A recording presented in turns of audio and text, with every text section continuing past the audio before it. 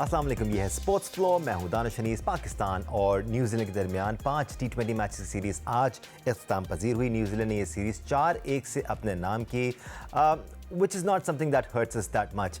जो चीज़ ज़्यादा दुख देती है वो ये है कि पाकिस्तानी टीम में इस पूरी सीरीज़ में क्वालिटी नज़र नहीं आई, अपार्ट फ्रॉम वन मैच जिसमें कदरे बेहतर परफॉर्मेंस थी। लेकिन आप डिबेट कर सकते हैं कि क्वालिटी, वर्ल्ड क्लास क्वालिटी उस मैच में भी नज़र नहीं आई थी अनफॉर्चुनेटली। सो पाकिस्तान को दोबारा सर जोड़ कर बैठना पड़ेगा। जो भी स्टेक होल्डर्स हैं, सेलेक्टर्स हैं या फिर पाकिस्तान क्रिकेट बोर्ड ने किस तरह बेहतर टीम सेलेक्ट करनी है, बेहतर बैलेंस बनाना है टीम का, कि हम इंटरनेशनल स्टेज पे एटलीस्ट कम्पीट कर सकें। जीत हार अपनी जगह होती है, लेकिन इस सीरीज़ में पाकिस्तानी टीम कम्पीट करती भी नज़र नहीं आई। आज जो मैच खेला गया उसमें पाकिस्तान को पहले बैटिंग करने की दावत दी गई।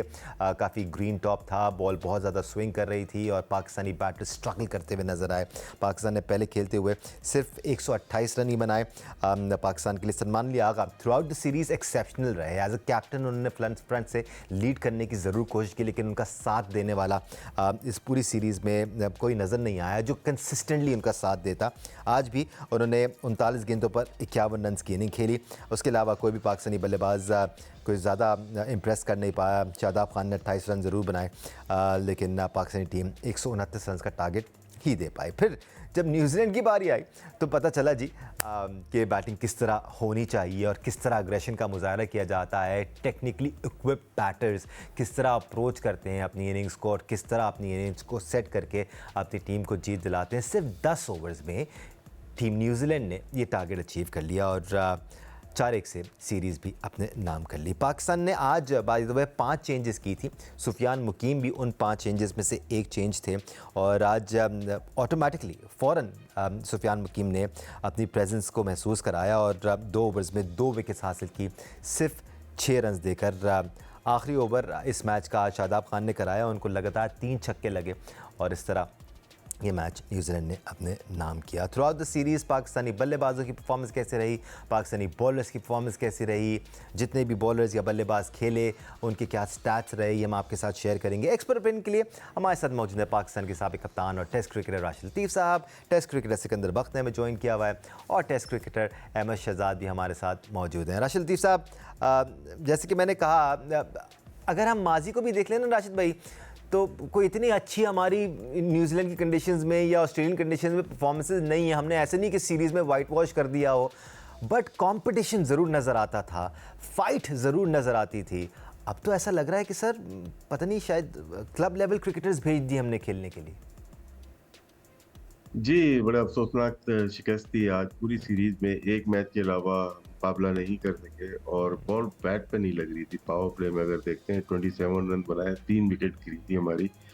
बल्ले पे थोड़ी भी स्विंग हो वो आप मैनेज करते हैं, आप खेलते हैं। अगर ओपनर प्रॉपर ओपनर है ना, आप मैनेज कर लेते हैं। थोड़ा देर से करते हैं लेकिन ऐसा लगता नहीं है कि आप बिल्कुल ऑर्डिनरी प्लेयर हैं। हेड कोच का बयान था कि हम लोग एशिया कप और वर्ल्ड कप की तैयारी कर रहे हैं। तो इस मैच से लगता है कि क्या हमारे हेड कोच एशिया कप और वर्ल्ड कप कब तक रहना चाह रहे हैं क्या? मुझे नहीं लगता कि इस परफॉर्मेंस के ऊपर ऐसी बात करनी चाहिए। दूसरा, सुफियान मुकीम की बात की। जी। मेरे ख्याल से कभी-कभार होता है कि पूरा पाकिस्तान किसी प्लेयर के साथ खड़ा होता है, तो वो सुफियान मुकीम था एशिया का एक चैंपियंस ट्रॉफी के लिए। उसकी आज की परफॉर्मेंस, वो भी आपने उसको एक मैच दे दिया कि आज खेल रहे हैं आप। उसने हाँ, फिर साबित किया कि यार I am better than other. ऐसा ही है। तो इसमें सिलेक्शन कमेटी को भी सोचना चाहिए। देखिए, खुद रिजाइन कर दें ज्यादा बेहतर होगा। ये लोग अब बहुत बुरी परफॉर्मेंसेस रही हैं पाकिस्तान क्रिकेट की। मैच के ऊपर हम थोड़ी देर में आते हैं, लेकिन मेरा शुरू में यही है कि जो स्टेटमेंट आकिब जावेद का था वो मुनासिब नहीं था कि वो एक साल और रहना चाहते हैं। नहीं, परफॉर्मेंस अच्छी नहीं है। हम परफॉर्मेंस के ऊपर बात कर रहे हैं, day to day affair, current affairs पे बात करेंगे तो ऐसा लग नहीं रहा कि सिलेक्शन कमेटी हो चाहे हेड कोच हो या कोचिंग स्टाफ हो कि वो कंटिन्यू करे। When you have options, Sikandar बख्श, जैसे सुफियान मुकीम का ऑप्शन आपके पास था, अभी हम प्रोग्राम शुरू करने से पहले फैसल अकरम को डिस्कस कर रहे थे, ऐसे हम डिस्कशन करने निकले तो अहमद भी अच्छे तगड़े 5-6 प्लेयर रेकमेंड कर देंगे, राशिद भाई भी 5-6 तगड़े प्लेयर रेकमेंड कर देंगे, आप भी एक लिस्ट तैयार कर लेंगे, and I am sure of that. लेकिन ये तगड़े प्लेयर सिलेक्शन कमेटी को नजर नहीं आते, अगर उनके लूप में होते भी हैं तो वो टीम में शामिल नहीं होते। आपके सामने ही नहीं 5 मैच की सीरीज सिकंदर बख्श डगआउट पे बैठे रहे सुफियान मुकीम, लेकिन टीम का हिस्सा नहीं बने। शादाब खान खेलते रहे। अगेन कोई एक प्लेयर नहीं है जिसको आप शिकस्त का जिम्मेदार ठहराते हैं, बट बेंच पे बैठे हुए थे सुफियान मुकीम, खिलाए नहीं जा रहे थे।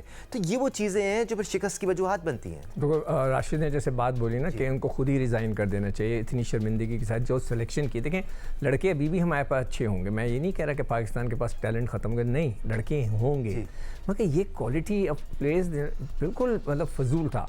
मतलब है कि आई एम वेरी सॉरी, मैं वर्ड इस्तेमाल ऐसे कर रहा हूँ, स्ट्रीट क्रिकेट एक्सेप्टेबल नहीं था, एक्सेप्टेबल नहीं है कि पाकिस्तान का स्टैंडर्ड ये था। अभी आप सुफियान का मेरे से सवाल किया ना, तो पहले मैं सुफियान का बोल दूँ कि सुफियान के लिए मैं कब से कह रहा हूँ, मैं फैसल अकरम के लिए कब से कह रहा हूँ कि यार ये दोनों रिस्ट स्पिनर हैं। रिस्ट स्पिनर कई दफ़ा समझ में नहीं आते लोगों के, इसलिए कि वो कलाइयों से कर रहे होते, फिंगर से नहीं, कि वो गुगली कब करेंगे कब नहीं करेंगे, उनको खिलाते रहो, उनको थोड़ा खिला के आप बनाओ।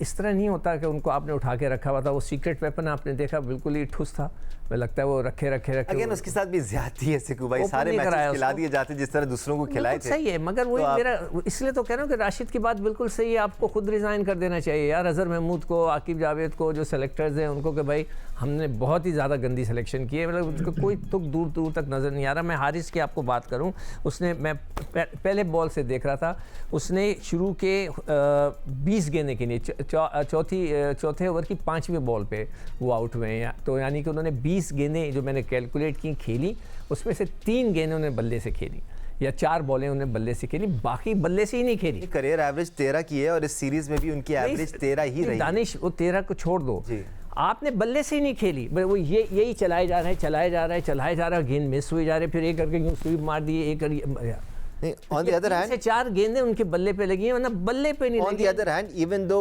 उमैर बिन यूसुफ ने सिर्फ 7 रन बनाए, 11 गेंदें खेली, लेकिन वो स्विंगिंग बॉल्स को भी चढ़कर खेल रहे थे और कनेक्ट कर रहे थे और बॉल नज़र उनको आ रहा था, एटलीस्ट बल्ला नहीं चला रहे थे। बट अहमद, मैं आपसे ये जानना चाह रहा हूँ, हमने फैसल अकरम को देखा, हमने सुफियान मुकीम को देखा, ज़्यादा नहीं देखा, लेकिन हमें स्पार्क नज़र आया। सिकू भाई उनका केस लड़ रहे हैं, आप उनका जिक्र करते आए हैं, राशिद लतीफ़ उनका जिक्र करते आए हैं, तो ये फिर सिलेक्शन कमेटी को नज़र क्यों नहीं आते हैं? वो स्पार्क उनको नज़र क्यों नहीं आता?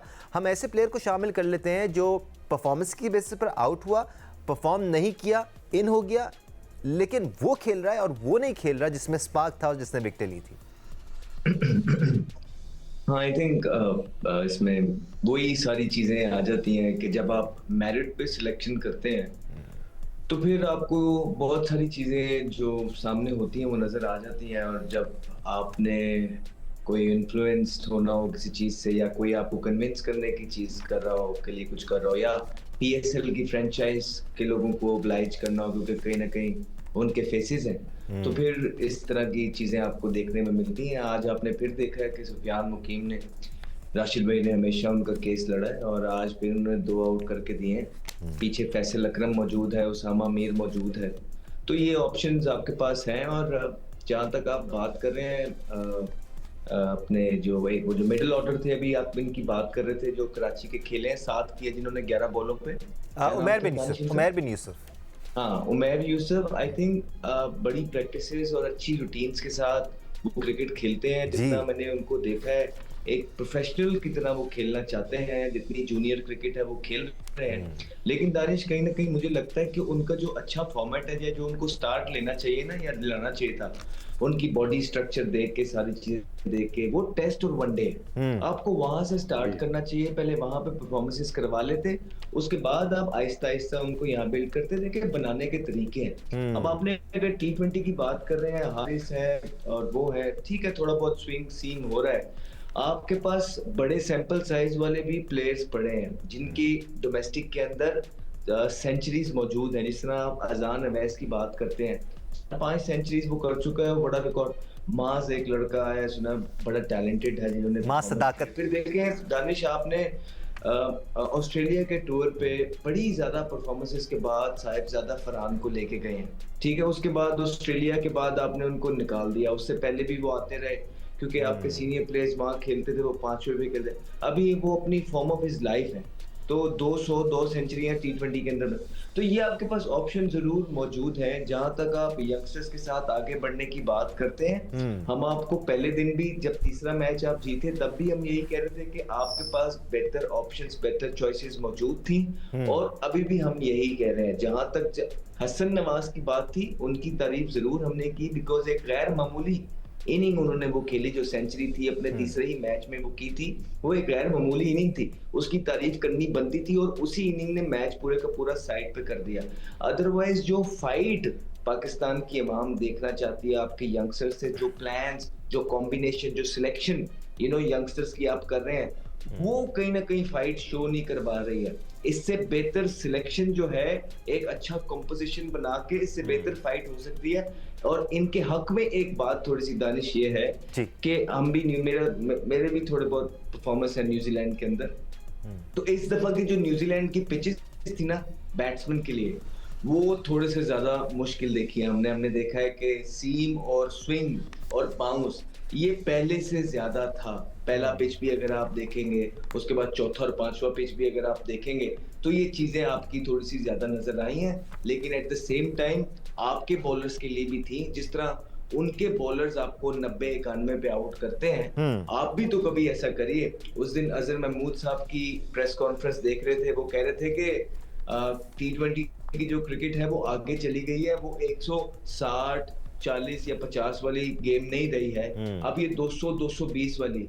हजूर अर्ज ये करना है कि अच्छे पिच के ऊपर भी 220 और 230 है जी। और न्यूजीलैंड के अंदर जहाँ सीम स्विंग हो रहा है वहां भी 220, 230 है। तो आपसे क्या फिर, आपकी तो जरूरत ही नहीं है, आपके बगैर भी 220, 230 ही होगा। फिर यही है, नेट पे बॉलिंग ही करवानी है तो किसी को रख लेते। अब सैफर्ड आज भी जो है वो स्कोर करके गया है, तो किसने प्लान देना है, सैफर्ड के वीक लिंक्स क्या है, फिल लेनन के वीक लिंक्स क्या है, यहाँ बॉलिंग करनी है, तीसरा बॉल बाउंसर करना है, अंदर लेके आना लेंथ, ये तो बॉलिंग कोच के प्लान होते हैं ना। तो जब बॉलिंग कोचेस प्लान ही नहीं दे रहे और सेम प्लेयर्स दोबारा स्कोर करते जा रहे हैं, तो किसको पकड़े आप मुझे बताएं। एब्सोल्युटली। और फिर आपकी बॉलिंग में वो ऊंफ नज़र भी नहीं आ रहा। अगर आप प्लान दे भी दें उनको, तो उस प्लान को फॉलो करते हुए क्या उनके अंदर इतनी स्किल्स हैं कि वो विकेट्स हासिल कर सकें या फिर रन्स के फ्लो को रोक सकें? Are you making the right selection? लेकिन इसमें प्रॉब्लम ये हो रहा है ना, देखिए कि बिल्कुल आप ठीक कह रहे हैं, लेकिन फिर आके सच बोले ना, आके बोले कि मैं अपने बॉलर्स को प्लान देता हूं, वो एग्जीक्यूट नहीं कर पा रहे। वो एक तरफ आके बॉलिंग को डिफेंड भी कर रहे हैं कि बड़े अनलकी रह गए बॉलर, देखें शाहिद को 2 पीछे लग गए, शादाब के 2 उधर चले गए। और भाई हम एक मैच की बात नहीं कर रहे हैं, हम आपकी बॉलर्स की परफॉर्मेंस पिछले 2.5 साल की परफॉर्मेंस की बात कर रहे हैं। एब्सोल्युटली अहमद, और सिर्फ बॉलर्स को डिफेंड नहीं कर रहे, सिलेक्शन को भी डिफेंड कर रहे हैं, परफॉर्मेंसेस को भी डिफेंड कर रहे हैं, और हर तरह से एक्सप्लेनेशंस दी जा रही हैं जस्टिफाई करने के लिए पाकिस्तान क्रिकेट टीम की परफॉर्मेंस को। रिज़ल्ट ये है कि फ़ैंस के दिल टूटे हुए हैं, बट वी स्टिल होपफुल कि शायद बेहतरी आ जाए। एक ब्रेक लेते हैं, ब्रेक से वापस आकर जरा बॉलिंग डिपार्टमेंट पर भी बात करेंगे, हमारे साथ रहेगा।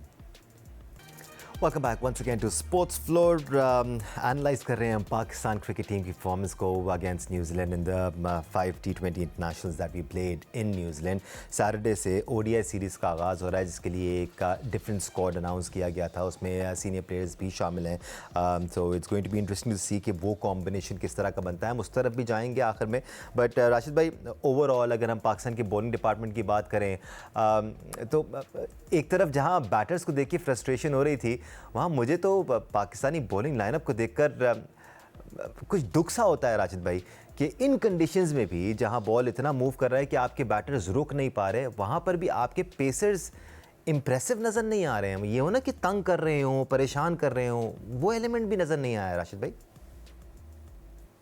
इस पूरी सीरीज में नोटेबल जो चीज़ है वो पावर प्ले है, हमारी बैटिंग और न्यूजीलैंड की बैटिंग, इसी में दोनों की बॉलिंग भी आ जाती है। न्यूजीलैंड ने 348 रन किए हैं इस पावर प्लेज में, उनके सिर्फ 5 प्लेयर्स आउट हुए और हमने किए 198, हमारे 15 प्लेयर्स आउट हुए, 15 बैटर्स आउट हुए, तो 10 का फर्क है। इकॉनमी अगर रन रेट पे जाएंगे तो न्यूजीलैंड 9.84 पे रहा और पाकिस्तान 5.54 पे, तो इसमें 4.4 का तो डिफरेंस ही है, सिर्फ रन रेट पे ही है, compete नहीं कर सकते। तो अगर रन का डिफरेंस करेंगे, पावर प्ले का 154 का रन का डिफरेंस है, और अगर आप विकेट्स का करेंगे तो 10 विकेटें ज्यादा गिरी है। तो पावर प्ले डिसाइड कर रहा है हमारा पाकिस्तान और न्यूजीलैंड की सीरीज को डिसाइड कर रहा है। और आज में 92 रन किए 6 ओवर में सैफर्ड एंड फिन एलन ने, वो नजर आ रहा था। तो हमें अपनी वीकनेस तो पता ही है, अब पावर प्ले को किस तरह से बैटिंग करनी है हमें, और पावर प्ले में किस तरह से बॉलिंग करनी है, ये हमारे पीसीबी को डिसाइड करना है कि किस तरह से खेल रहा है। मैं तो जा ही नहीं रहा आपको, क्योंकि 2 मैच 16-16 ओवर के हुए हैं, आज भी 9 आउट हो गए, तो हम तो आगे जा ही नहीं रहे। पाकिस्तान की वीकनेस सालों से एक ही चीज है, power play batting, power play bowling. और बॉलिंग हमारी आज जो खेली थी वो अप टू द मार्क नहीं थी, सब स्टैंडर्ड बॉलिंग खिलाई थी, जो कि आपके पास प्लेयर ही सब स्टैंडर्ड के थे। इसमें प्लेइंग 11 में सबको मौका दे दें, ये भी पॉलिसी ठीक नहीं है। सबको मौका, जो इस काबिल ही नहीं था टीम में आने का, उसको भी आप मौका दे रहे हैं। मेरे ख्याल से बहुत ज्यादा कि पाकिस्तान के खिलाफ काम हो रहा है। मैं हमेशा ये बोलता हूँ, जब टीम आपकी परफॉर्म नहीं करती, हम बात क्रिटिसाइज करते हैं, लेकिन ये तो नजर आ रहा है कि कोई ना कोई जरूर शामिल है इसमें जो कि टीम के खिलाफ काम कर रहे हैं। एब्सोल्युटली। और साथ साथ जब राशिद भाई अपने एनालिसिस दे रहे थे, हम बैटर्स की परफॉर्मेंस भी दिखा रहे थे थ्रू आउट द 5 मैचेस।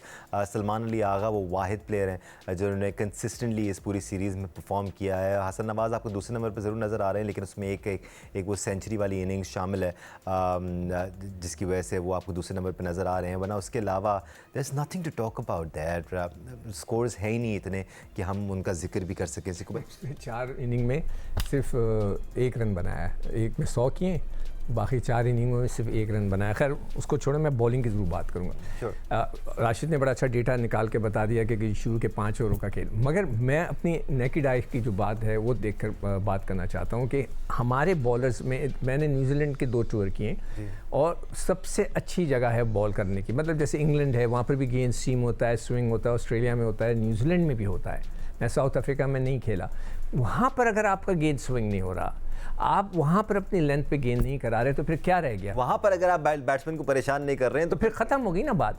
और आप उनके बॉलर्स को देखो, पढ़ के अंदर भी आ रहा है, पढ़ के ऊपर भी जा रहा है। हमारे बॉलर से बैट्समैन यूँ बल्ले घुमा रहे हैं, यूँ बल्ले घुमा रहे हैं। वो बैट्समैन ही नहीं है। I am very very very sorry. जितने भी सेलेक्टर्स हैं उनको चाहिए, वो जैसे राशिद ने बोला, रिज़ाइन करो यार।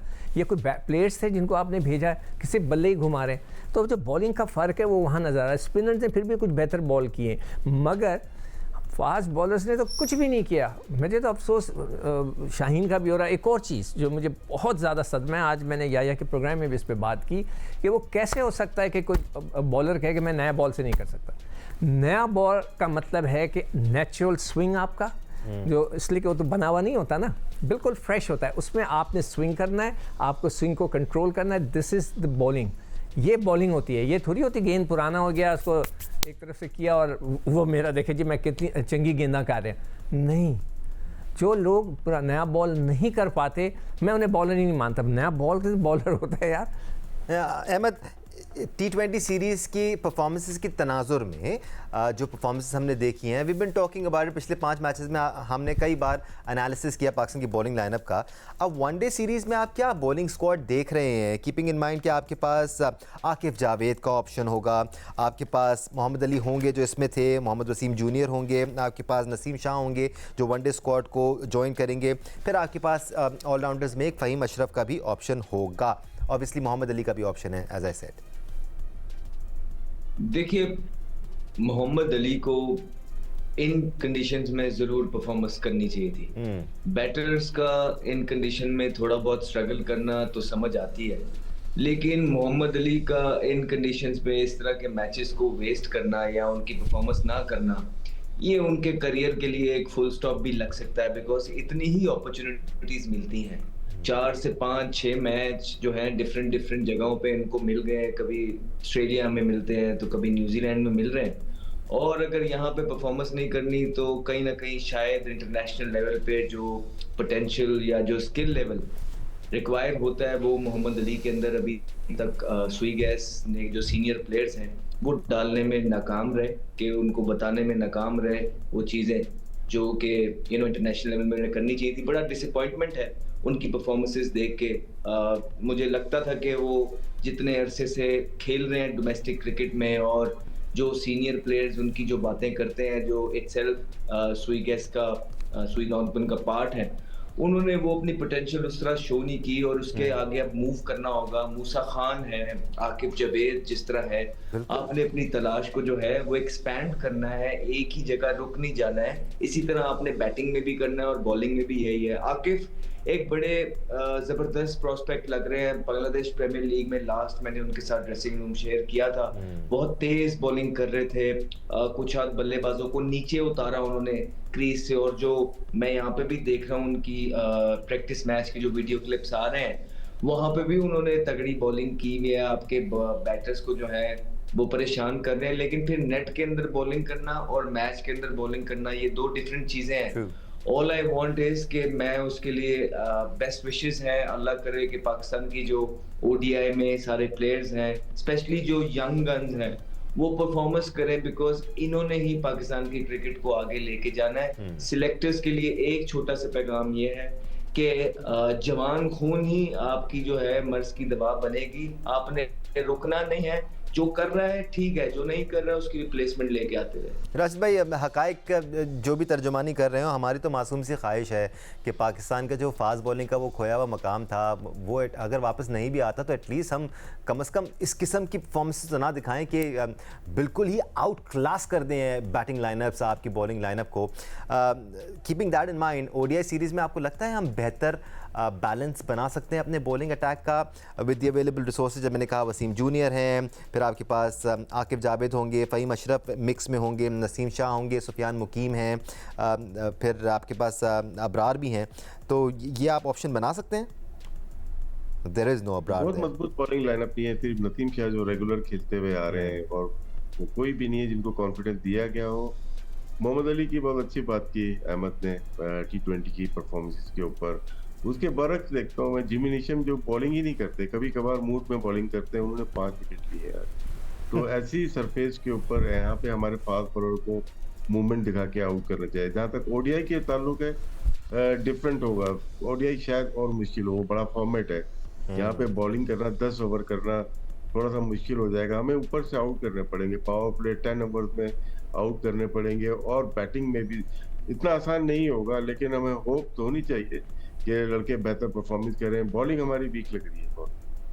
लेट्स होप जी एटलीस्ट जो स्क्वाड है उसमें जो लड़के खिलाए जाएं वो बेहतरीन बैलेंस स्क्वाड तश्कील दें और पाकिस्तानी टीम बेहतर परफॉर्मेंसेस दिखाए। जैसे राशिद साहब कह रहे हैं T20 से ज़्यादा मुश्किल फॉर्मेट पाकिस्तान के लिए न्यूजीलैंड की कंडीशंस में ओडीआई का फॉर्मेट होगा और ज़्यादा अप्लाई करना पड़ेगा अपने आप को। राशिद साहब बहुत शुक्रिया आपका, अहमद शहजाद, सिकंदर बख्त, आप तीनों का बहुत शुक्रिया हमें ज्वाइन करने के लिए, आप सबका शुक्रिया देखने के लिए।